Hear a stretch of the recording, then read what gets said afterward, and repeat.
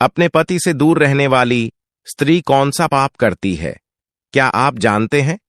मित्रों, नमस्कार दोस्तों, आपका मेरे चैनल में एक बार फिर से स्वागत है। दोस्तों, आज की कथा बहुत ही अलग है। इस कथा को पूरा सुनने में आपको बहुत सारा ज्ञान प्राप्त होगा।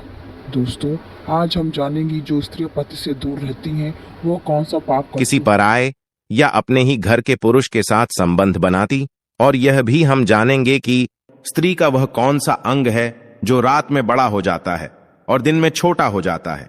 नमस्कार मित्रों, आज का वीडियो आपके लिए बहुत ही ज्ञानवर्धक और शिक्षाप्रद होने वाला है।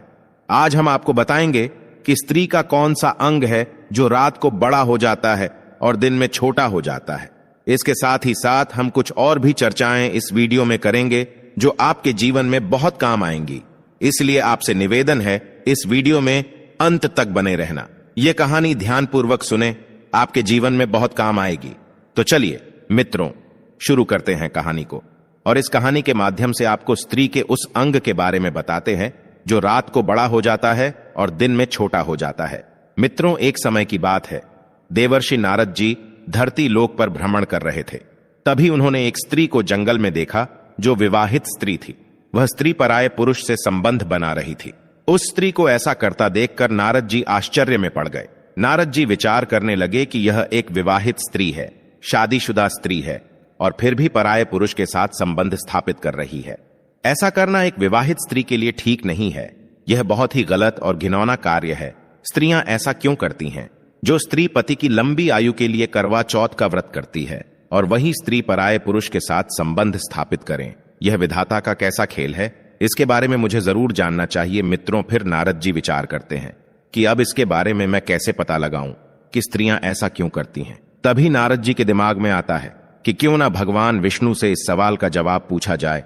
वही इस बात को सही तरीका से बता पाएंगे कि एक विवाहित स्त्री जो करवा चौथ का व्रत रखती है पति की लंबी आयु के लिए, और वह पराये यानी गैर मर्दों के साथ में संबंध बनाए, आखिर वे ऐसा कैसे कर सकती हैं?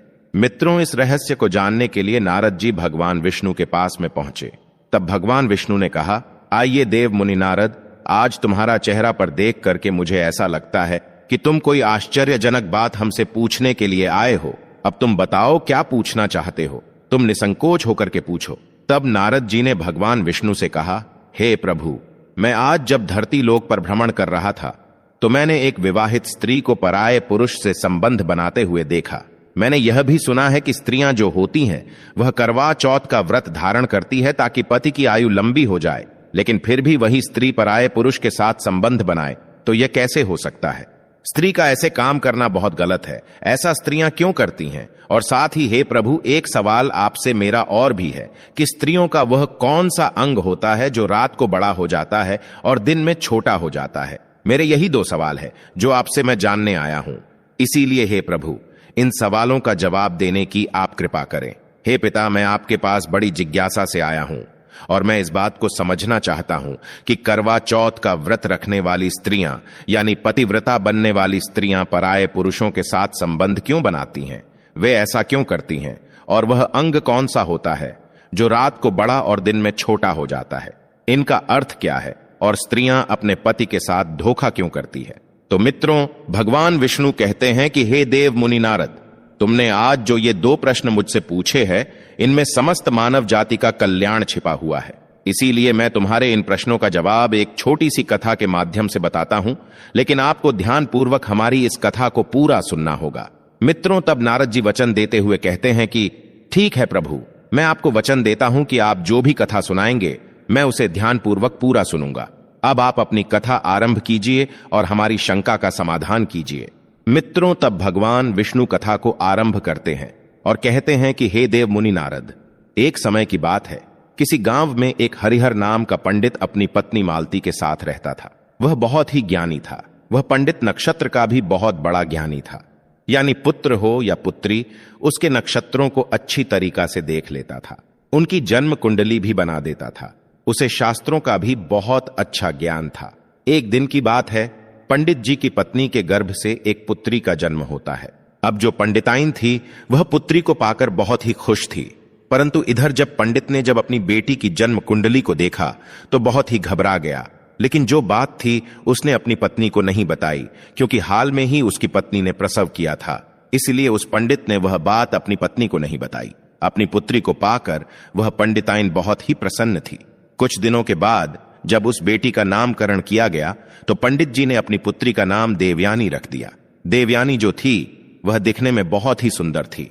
धीरे धीरे समय गुजरता गया और बेटी बढ़ती गई। जब देवयानी जवान हो गई और विवाह के लायक हो गई तो देवयानी की मां ने अपने पति यानी कि पंडित जी से कहा कि हे पिया जी, अपनी बेटी जो है वह अब विवाह के योग्य हो गई है।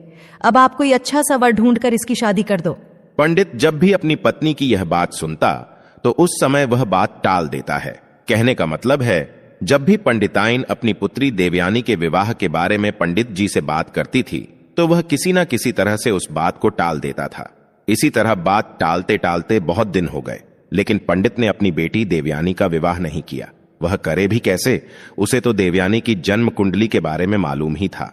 मित्रों, वह पंडित अपनी पुत्री का विवाह इसलिए नहीं करना चाहता था क्योंकि उसकी बेटी की जन्म कुंडली में यह लिखा था कि देवयानी का विवाह जिसके साथ में होगा 2-3 साल के बाद में वह मर जाएगा और देवयानी विधवा हो जाएगी। मित्रों, इस दुनिया में ऐसा कोई बाप नहीं है जो अपनी बेटी को विधवा के रूप में देखना पसंद करेगा। इसलिए वह पंडित जो था वह सोच रहा था कि हम अपनी पुत्री देवयानी का विवाह ही नहीं करूंगा ताकि आगे चल करके हमें अपनी पुत्री को विधवा के रूप में देखना ही ना पड़े।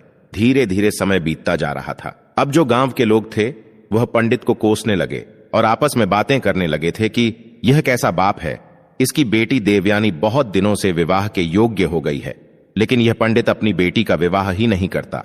एक दिन गांव की कुछ औरतों ने पंडिताइन के पास जाकर उनसे कहा कि हे पंडिताइन दीदी, तुम्हारी बेटी बहुत दिनों से विवाह के योग्य हो गई है, लेकिन आप इसका विवाह क्यों नहीं करती हो? तब पंडिताइन उन महिलाओं से कहती हैं, हे बहन, मैं क्या करूं? मैंने अपने पति से कई बार कहा, लेकिन हमारे पति जो हैं वह मेरी बात सुनते ही नहीं है। गांव की औरतों ने कहा, आप फिर कहो, बार बार कहो और अपनी बेटी का विवाह करवाओ। शायद तुम नहीं जानती, जवान बेटी को अधिक समय तक घर पर नहीं रखना चाहिए, उसके तुरंत हाथ पीले कर देना चाहिए। मित्रों, फिर महिलाओं की बात को सुनकर के वह पंडिताइन उन महिलाओं से कहती है, ठीक है, आज जब हमारे पति आएंगे तब मैं उनसे कहूंगी, या तो इसका विवाह कर दो या तो इसका गला दबाकर अपने हाथों से इसे मार डालो। मित्रों, फिर पंडिताइन अपने घर के अंदर आती है और बहुत ही क्रोध में बैठ जाती है। शाम का समय होता है तो पंडित जी अपनी जजमानी से घर पर आते हैं तो पंडिताइन को क्रोध में बैठे हुए देखते हैं तो पंडित जी कहने लगे कि अरे भाग्यवान, क्या बात है, किसी ने कुछ कह दिया है क्या जो तुम्हारे चेहरे पर इतना क्रोध झलक रहा है? तो पंडिताइन ने सारी बात कही और कहा कि आपको तो शर्म है नहीं? अरे आपको तो लोग कुछ कहते नहीं, लेकिन पता है आज गांव की औरतों ने मुझे कितने ताने मारे और कहा कि कितने वर्षों से बेटी जवान है और आप विवाह ही नहीं करती। शायद आप यह नहीं जानती कि जवान बेटी को अधिक समय तक घर पर नहीं रखना चाहिए। ऐसा करने से माँ बाप को पाप लगता है। जितनी जल्दी हो सके जवान बेटी का विवाह कर देना चाहिए, लेकिन आपको तो शर्म है ही नहीं। आप दूसरों को उपदेश देते हो और खुद अपनी बेटी पर ध्यान नहीं देते हो। मित्रों, पंडित जी ने बात को टालने की बहुत कोशिश की, लेकिन पंडिताइन ने कहा कि आज मैं तुम्हारी कोई बात, या तो बेटी का विवाह कर दो या इसे अपने हाथों से मार डालो। आज मैं तुम्हारी कोई बात सुनने वाली नहीं हूं। लेकिन मित्रों, जो बात थी, पंडित जी अपनी पत्नी को बताता है और कहता है, ठीक है, अब तुम ज्यादा ही जिद कर रही हो तो चलिए मैं कोई अच्छा सा वर ढूंढ करके इसका विवाह कर दूंगा। फिर वह पंडित अपनी पुत्री देवयानी के लिए वर ढूंढने लगता है। एक दूसरे गांव में देवयानी के योग्य लड़का मिल जाता है और उसके साथ में अपनी बेटी का विवाह कर देता है और अपनी बेटी की विदाई कर देता है। उसकी बेटी जो है वह 2-3 साल तक खुश रहती है और तीसरा साल व्यतीत होने के बाद में उसका जो पति था उसकी अब मृत्यु हो गई। तब पंडित अपनी बेटी देवयानी को घर पर बुला लाता है क्योंकि उसके ससुराल में और तो कोई था नहीं। कुछ समय के बाद में पंडित जी ने दूसरा वर ढूंढा और दूसरा विवाह कर दिया। जब देवयानी अपने ससुराल में गई, उसके कुछ ही सालों के बाद जो दूसरा पति था वह भी गुजर गया। अब तो पंडित जी को बहुत दुख हुआ। पंडित जी फिर अपनी बेटी को घर पर बुला लाते हैं। उधर पंडिताइन ने विचार किया, ऐसी क्या बात है कि मेरी बेटी की शादी 2 जगह हुई लेकिन दोनों जगह से विधवा हो गई। अब इधर पंडिताइन भी बहुत दुखी हुई। उसके बाद में पंडित जी ने तीसरे वर की खोज की। तीसरा लड़का मिल जाता है और जब तीसरे लड़के के साथ में अपनी बेटी देवयानी का विवाह किया, तब विदाई के समय पंडित जी ने अपनी पुत्री देवयानी से कहा कि बेटी, तुम अपने ससुराल जा रही हो, चाहे दुखी रहो या सुखी रहो, चाहे आपके जीवन में कुछ भी हो, लेकिन स्वयं ही उस दुख सुख को देखना। मेरे घर पर आज के बाद मत आना। आप यह समझ लेना कि तुम्हारे माता पिता इस दुनिया में ही नहीं है। इतना कहने के बाद मैं अपनी बेटी को विदा कर दिया। अब बेटी तो अपनी ससुराल चली जाती है। और इधर पंडिताइन जब अपने पति से बेटी के प्रति ऐसा कहते हुए सुना था तो पंडिताइन ने अपने पति पंडित जी से कहा कि स्वामी, एक बात बताओ, आपने अपनी बेटी से ऐसा क्यों कहा कि आप समझ लेना कि आपके माता पिता इस दुनिया में नहीं है, हमारे घर पर कभी मत आना। अरे वह आपकी बेटी है। आपने उसे यह क्यों कहा कि स्वयं अपना ध्यान रखना, पति का ध्यान रखना? आप उसे ऐसा कैसे कह सकते हैं? तो मित्रों, पंडित जी अपनी स्त्री को अपनी पुत्री की कुंडली के बारे में बताना तो नहीं चाहते थे, परंतु पत्नी के बार बार पूछे जाने पर उसने अपनी स्त्री से कहा कि हे प्रिय, जब हमारी पुत्री का जन्म हुआ था तब मैंने अपनी पुत्री की जन्म कुंडली देखी थी। उसके नक्षत्र विवाह के प्रतिकूल थे। उसकी जन्म कुंडली में दोष था कि हमारी पुत्री का विवाह जिससे भी होगा वह 2-3 साल के बाद मर जाएगा या उससे पहले भी उसकी मृत्यु हो सकती है। हे प्रिय, अब हमारी उम्र भी हो चुकी है। हम अपनी पुत्री को कब तक बैठाकर खिलाते रहेंगे? कल को यदि हम ना रहे तो हमारी पुत्री यहां क्या करेगी? अगर वह अपने घर पर रहेगी तो क्या पता भगवान की कृपा होगी और उसके पास बाल बच्चे हो जाएं तो बड़े आराम से अपना जीवन गुजार लेगी, ससुराल में व्यतीत कर लेगी।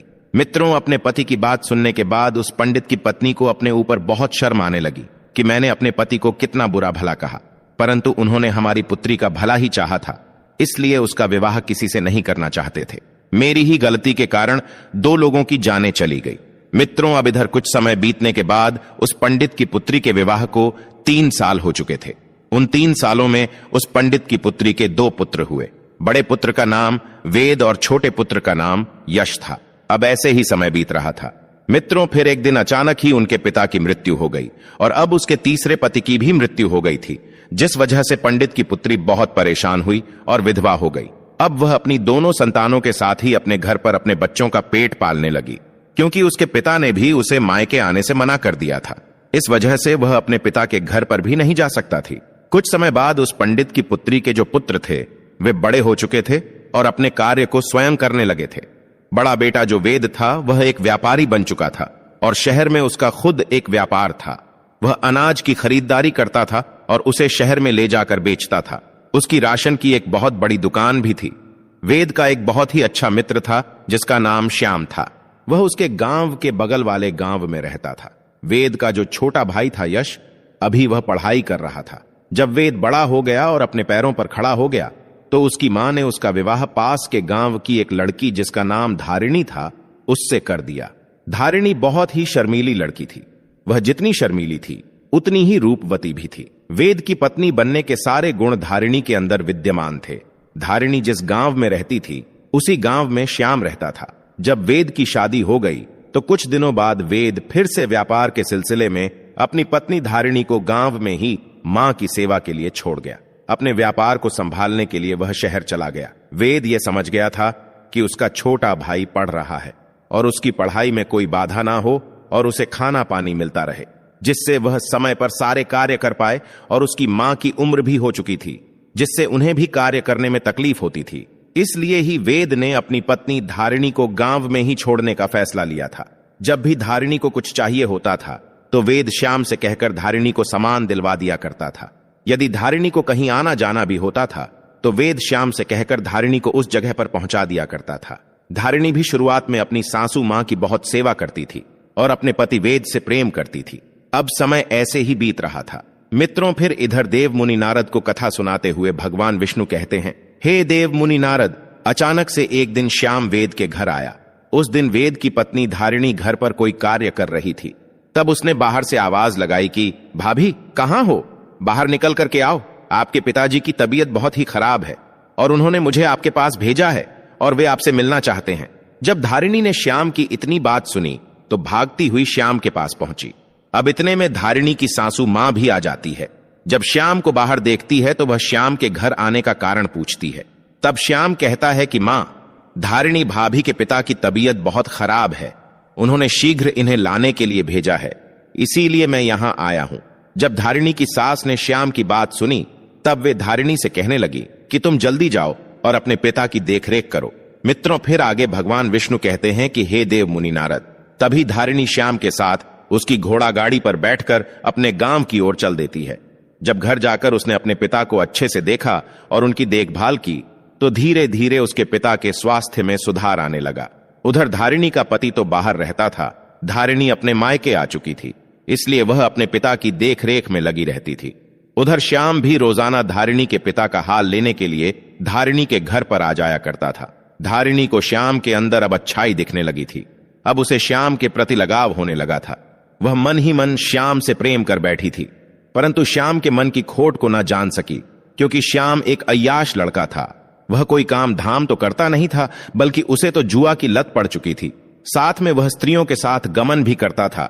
वही अपनी वासना की पूर्ति के लिए वह वेश्याओं का गमन करता था। धारिणी को यह बात पता नहीं थी कि श्याम की नजर अब उसके ऊपर आ चुकी है। इधर धारिणी भी श्याम से प्यार करने लगी थी। अब धारिणी के पिता ठीक हो गए, लेकिन धारिणी तो कुछ अलग ही सोच बैठी थी। श्याम रोज धारिणी के घर पर आया करता था, इसलिए धारिणी और श्याम रोज ही घूमने के लिए जाया करते थे। एक दिन जब वे दोनों घूमने के लिए गए हुए थे, तब धारिणी ने श्याम से कहा कि श्याम, अगर तुम मेरी बात का बुरा ना मानो तो मैं तुमसे एक बात कहना चाहती हूँ। तब श्याम ने धारिणी से कहा कि कहो भाभी जी, मैं आपकी बात का कभी बुरा नहीं मानूंगा। आज तक बुरा नहीं माना, तो फिर अब क्यों मानूंगा। श्याम ने ऐसा जताते हुए बोला कि जैसे मैं दूध का धुला हुआ हूं। फिर भगवान विष्णु कहते हैं कि हे देव मुनि नारद, जब श्याम के मुंह से धारिणी ने भाभी शब्द सुना तो वह गुस्से से बोली, श्याम, आज के बाद कभी भी तुम मुझे भाभी कहकर के नहीं बुलाओगे, अन्यथा यह तुम्हारे लिए अच्छा नहीं होगा। फिर श्याम ने कहा, ठीक है, लेकिन फिर मैं आपको क्या। अब श्याम की बात टालते हुए धारिणी ने कहा कि श्याम, सच बात तो यह है कि मैं तुमसे बहुत प्रेम करती हूँ, इतना प्रेम करती हूँ जितना किसी से नहीं करती। जैसे ही श्याम ने धारिणी के मुंह से प्रेम शब्द सुना तो उसके मन में तो ऐसे समझो खुशियों के लड्डू फूटने लगे हो। उसका मन खुशी से प्रफुल्लित हो गया, गदगद हो गया कि चलो अब तो मेरा काम हो गया। अब वैश्या के साथ गमन नहीं करना पड़ेगा और मेरे पैसे जो खर्च होते थे वह भी बच जाएंगे और घर बैठे मैं भोग विलास कर पाऊंगा। मित्रों, श्याम तो धारिणी को पहले से ही चाहता था कि मैं उससे प्रेम कर लूं, और अब तो वैसा ही हुआ। अब धीरे धीरे बात बढ़ती गई और धारिणी श्याम के प्यार के जाल में फंसती गई। अब धीरे धीरे बात इतनी बढ़ गई कि सच में उन दोनों के बीच में भोग विलास होना शुरू हो गया। कुछ दिन बाद जब धारिणी के ससुराल से बुलावा आया तो श्याम से मिलने के लिए धारिणी ने उसे फिर से एक दिन झोपड़ी पर बुलाया। तब धारिणी ने श्याम से कहा, मेरे प्यारे श्याम, मेरे ससुराल से बुलावा आया है, अब शायद मैं तुमसे ना मिल सकूं, इसलिए जब भी मुझे तुम्हारी याद आएगी मैं तुमको एक पत्र लिखूंगी और तुम मुझसे मिलने के लिए मेरे ससुराल आ जाना। मित्रों, अब श्याम वासना का आदि तो था ही, इसलिए श्याम धारिणी की बात को मान लेता है और धारिणी श्याम से इतना कह करके घर आ जाती है। अब धारिणी के पिता उसको उसके ससुराल छोड़ने के लिए फिर से श्याम के घर जाते हैं, क्योंकि धारिणी का कोई भाई नहीं था, ना कोई बहन थी। इसीलिए धारिणी को ससुराल ले जाने के लिए उसके पिता को कोई उचित व्यक्ति नहीं दिखा। इसलिए वह श्याम को घर बुलाने के लिए श्याम के पास में गए। जब उसके पिता श्याम के घर पहुंचे तब उन्होंने श्याम से कहा कि बेटा श्याम, तुम मेरी पुत्री धारिणी को उसके ससुराल छोड़ आओ, उसके घर से बुलावा आया है। जब श्याम ने धारिणी के पिता के मुंह से यह बात सुनी तब उसने कहा, ठीक है पिताजी, मैं धारिणी को उसके ससुराल छोड़ दूंगा। मित्रों, फिर आगे भगवान विष्णु कहते हैं, हे देव मुनि नारद, अब क्या था। श्याम धारिणी को उसके ससुराल छोड़ने के लिए अपनी घोड़ा गाड़ी पर बिठाकर ले जाता है। अब दोनों घोड़ा गाड़ी पर बैठकर जंगल के कच्चे रास्ते से होते हुए धारिणी के ससुराल पहुंच जाते हैं। फिर उधर श्याम धारिणी को उसके ससुराल में छोड़कर अपने घर को लौट जाता है। जैसे ही दोनों को 2-3 दिन व्यतीत होते हैं तो अब धारिणी को श्याम की याद आई, क्योंकि वह जब अपने घर पर थी तो रोज झोपड़ी में श्याम से मिलने के लिए जाया करती थी। इसलिए अब वह वासना की पूर्ति के लिए श्याम को पाना चाहती थी। उससे मिलकर एक बार उसके साथ में फिर से भोग करना चाहती थी, क्योंकि उसका पति वेद तो अपने घर से बहुत दूर शहर में रहता था।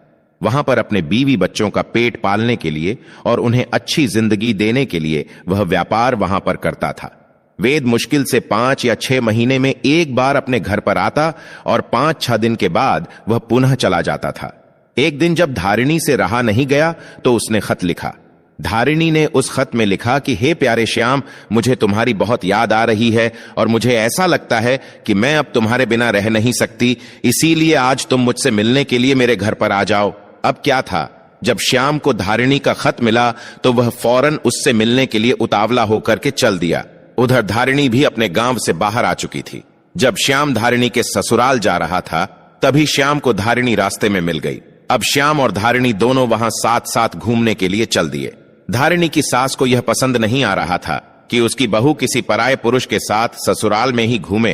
अपने मायके में घूमे तो बात अलग थी, परंतु वह तो ससुराल में ही किसी पराये पुरुष के साथ घूम रही थी। वह उसे बुलाने आता था तो भी धारिणी की सास को पसंद नहीं आता था।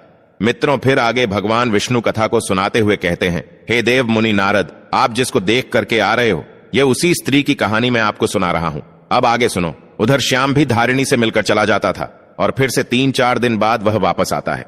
जब यह घटना 5 से 6 बार हुई, तब उसकी सास ने एक दिन धारिणी से कहा कि धारिणी, ऐसा नहीं चलेगा।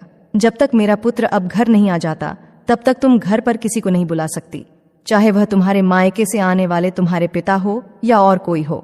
मित्रों, जब धारिणी ने अपनी सास की यह बात सुनी तो वह बहुत क्रोधित हुई, लेकिन कुछ बोल ना सकी। अब अगले दिन धारिणी ने श्याम को खत लिखा कि श्याम, अब तुम मुझसे मिलने के लिए कुछ दिन बाद आना, क्योंकि मेरी सास को मुझ पर शक होने लगा है। जब मेरी सास घर पर नहीं रहा करेगी, तभी मैं तुमको बुलाऊंगी। उधर श्याम अपनी काम वासना रोक नहीं पा रहा था। मित्रों, फिर इसी बीच धारिणी की सास एक दिन 5 दिनों के लिए तीर्थ स्थल पर चली जाती है। फिर क्या था, अब तो धारिणी को जैसे ही छूट मिल गई हो, अब वह फटाफट श्याम को बुलाती और उसके साथ घर में ही संबंध स्थापित करती। और जब उसके देवर की स्कूल से छुट्टी होती थी तो उसके आने से पहले ही श्याम को घर से बाहर निकाल देती थी। एक दिन की बात है, जब धारिणी ने श्याम को अपने घर बुला रखा था, तभी अचानक से धारिणी का देवर यश वहां पर आ जाता है। तब वह देखता है कि उसकी भाभी धारिणी श्याम को रसोई घर में बैठाकर खाना परोस रही है। यश को श्याम के चरित्र के बारे में सब कुछ पता था। वह जानता था कि श्याम किस प्रकार का लड़का है और वह कौन कौन से कार्य करता है। इसलिए यश ने अपनी भाभी से कहा कि भाभी, आप किसी ऐरे गैरे को इस प्रकार घर पर नहीं बुला सकती हैं, और शायद आप इसके चरित्र के बारे में भी नहीं जानती है, तभी तो आप इससे बड़े प्रेम से बातें करती हो और इसके साथ घूमती हो। यह आप बहुत गलत कर रही हो। आप इसका साथ छोड़ दो, नहीं तो मैं आपकी शिकायत भैया जी से कर दूंगा। मित्रों, फिर भगवान विष्णु कहते हैं कि हे देव मुनि नारद, जब श्याम ने यश की ऐसी बात सुनी तो वह गुस्से में वहां से चला गया। धारिणी को अपने देवर यश की बात पसंद नहीं आई। धारिणी तुरंत भागकर बाहर गई और श्याम से बोली, श्याम, तुम गुस्सा मत होना, मैं भोलू को सबक अवश्य सिखाऊंगी।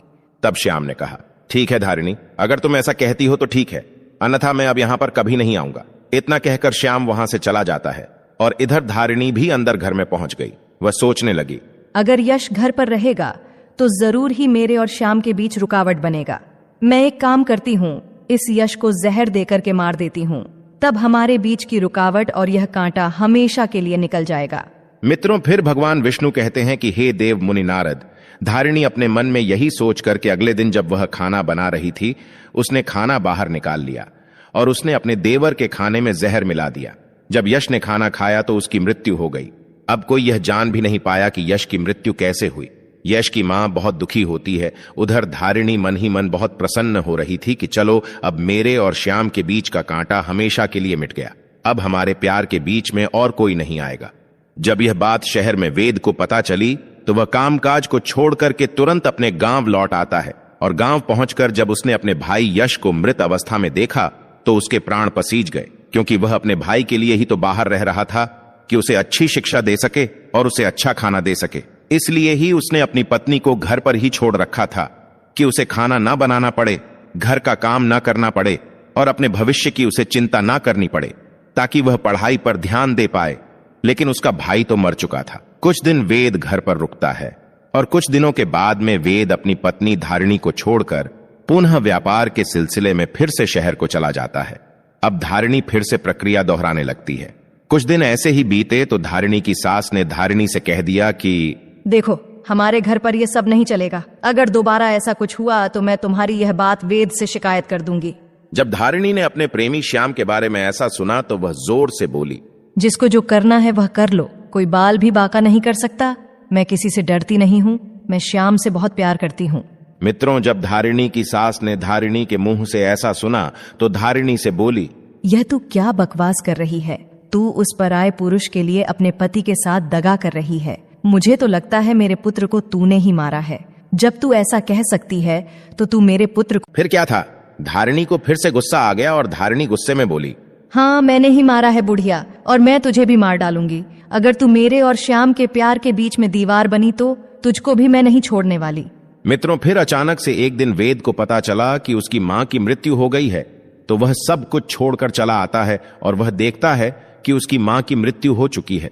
जब धारिणी का पति धारिणी से पूछता है तो वह कुछ नहीं कहती, लेकिन वेद को अब धारिणी के ऊपर शक हो रहा था। वेद के बार बार पूछने पर धारिणी जो है वह सब सच सच बता देती है कि मैं श्याम नाम के लड़के से प्यार करती हूँ और आपका भाई और आपकी माँ मेरे प्यार के बीच में रुकावट बन रहे थे और इसलिए मैंने उनके खाने में जहर मिलाकर के बारी बारी से उनको मार दिया। और हाँ, मैं श्याम से बहुत प्यार करती हूँ, मैं उसके बिना नहीं रह सकती हूँ। मित्रों, जैसे ही वेद ने अपनी पत्नी के मुंह से यह बात सुनी कि मैं श्याम से प्यार करती हूँ, जो श्याम वेद का बहुत ही अच्छा दोस्त था, वेद ने अपनी पत्नी धारिणी से कुछ नहीं कहा। बस इतना कहा कि अब तुम ऐसा करो, जितना जल्दी हो सके तुम मेरे घर से निकल जाओ और अपने प्रेमी श्याम के पास में चली जाओ, क्योंकि वही तेरे लायक है और वही तेरी अच्छी देखभाल करेगा। मित्रों, फिर क्या था, अब तो धारिणी को छूट मिल चुकी थी। उधर श्याम भी आ चुका था। धारिणी श्याम के साथ घर पर जा पहुंचती है। कुछ दिन तक तो सब ठीक था, लेकिन कुछ दिन के बाद में धारिणी को पता चला कि श्याम बहुत ही नीच जाति का व्यक्ति है। वह पराई औरतों पर अपनी गंदी नजर रखता है और उसके यहाँ बकरी का एक तबेला है और वह बकरी भी चराता है। अब तो धारिणी अपने प्रेमी श्याम के साथ बकरी चराने लगी और अपने भाग्य को कोसने लगी और कहने लगी कि ये कहाँ मैं फंस गई। अरे, मैं तो एक रानी की तरह अपना जीवन व्यतीत कर रही थी। कहाँ वासना के चक्कर में फंसकर मैंने अपने पैरों पर कुल्हाड़ी स्वयं ही मार ली है। अब मेरा बुढ़ापा कैसे कटेगा। मित्रों, फिर भगवान विष्णु कहते हैं कि हे देव मुनि नारद। यही सोच सोचकर धारिणी अपना माथा पीट रही थी और अपने किए पर पछता रही थी। उधर वेद ने एक अच्छी सी स्त्री को देखकर विवाह कर लिया और दोनों साथ साथ रहने लगे। उधर धारिणी का श्याम के साथ बहुत बुरा हाल था। वह अपने भाग्य को बार बार कोस रही थी कि यदि उसने वेद को धोखा ना दिया होता तो आज वह एक रानी की तरह राज कर रही होती। फिर भगवान विष्णु कहते हैं, हे देव मुनि नारद, स्त्री को आज तक ना कोई समझ पाया है और ना ही कोई समझ पाएगा। स्त्री एक ऐसा माया जाल है जो समय आने पर बदल जाता है। स्त्री अपनी हो या पराई, उस पर कभी भी भरोसा नहीं करना चाहिए। मित्रों, भगवान विष्णु आगे कहते हैं कि हे देव मुनि नारद, मैं खुद पता नहीं लगा सकता कि स्त्री के अंदर क्या चल रहा है। हमने स्त्री को बनाया जरूर है, लेकिन फिर भी मैं स्त्री के अंदर की बात को नहीं जान सकता और इस संसार में ऐसा कोई नहीं है जो स्त्री के मन की बात जान सकता है। स्त्री कितनी भी भरोसेमंद क्यों ना हो, फिर भी उस पर भरोसा नहीं करना चाहिए। पता नहीं किस वक्त धोखा दे जाए। जो आप दृश्य देख करके आ रहे हो, ऐसी पता नहीं कितनी स्त्रियां पतिव्रता होने का नाटक अपने पति के सामने करती हैं और गैर मर्दों के साथ में संबंध स्थापित करती है। मित्रों, पहले सवाल का जवाब जो था वह देव मुनि नारद को मिल चुका था। उसके बाद भगवान विष्णु कहते हैं कि हे देव मुनि नारद, साथ ही साथ मैं आपको यह और बता दूं कि कौन सी एक स्त्री है और वह कौन सा पुरुष है जिससे हर व्यक्ति को हमेशा दूर रहना चाहिए। तो जो एक स्त्री पराये पुरुष के साथ संबंध स्थापित रखती है, उनके साथ उठती बैठती है और अपने घर को छोड़कर दूसरे के घर पर ध्यान देती है, अपने को पराया और पराये को अपना समझती है, तो ऐसी स्त्री से हमेशा हर पुरुष को बचकर रहना चाहिए। ऐसी स्त्री हमें अवश्य ही किसी ऐसे जाल में फंसा देगी जहां से निकलना अत्यंत कठिन हो जाता है। मित्रों, भगवान विष्णु कहते हैं, हे देव मुनि नारद, आइए अब मैं तुम्हारे दूसरे सवाल का जवाब देता हूं कि स्त्री का वह कौन सा अंग है जो रात को बड़ा हो जाता है और दिन में छोटा हो जाता है। तो सुनिए देव मुनि नारद, स्त्री का वह अंग है आंख की पुतली। आंख की पुतली जो होती है वह दिन में तो सिकुड़ जाती है, यानी छोटी हो जाती है, और जब आंख खुलती है तो वह प्रकाश देखती है, यानी जब प्रकाश के समक्ष आंख पहुंचती है तो वह आंख की पुतली सिकुड़ जाती है, यानी छोटी हो जाती है, और जब रात को सोते समय आंख बंद हो जाती है तब वही पुतली बड़ी हो जाती है। तो हे देव मुनि नारद, मैंने तुम्हें तुम्हारे दोनों प्रश्नों के उत्तर दे दिए हैं। तो मित्रों, अपने दोनों प्रश्नों का जवाब पाकर देव मुनि नारद प्रसन्न हो जाते हैं और भगवान विष्णु को बारंबार प्रणाम करने के बाद में देव मुनि नारद आगे भ्रमण करने के लिए निकल जाते हैं।